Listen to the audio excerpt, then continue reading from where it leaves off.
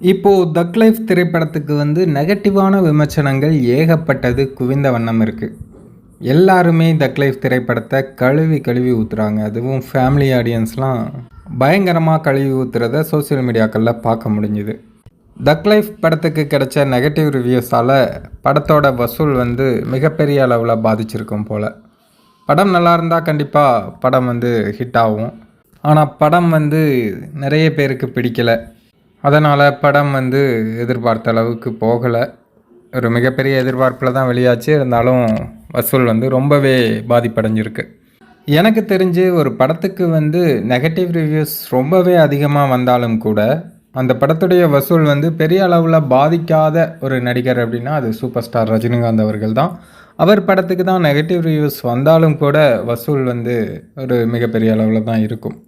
அவருடைய தோல்வி படங்கள் அப்படின்னு சொல்லக்கூடிய படங்களோட வசூல் கூட ரொம்பவே பிரம்மாண்டமாக இருக்கும்.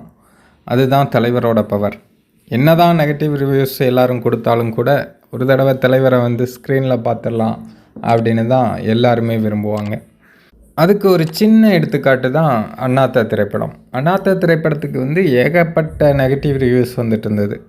இருந்தாலும் அந்த படம் 250 கோடி பக்கமாக வசூல் பண்ணியிருக்கு. புக் மை ஷோவில் அந்த படம் 200 கோடி வசூல் பண்ணும்போது ஒரு போஸ்டே பண்ணியிருந்தாங்க.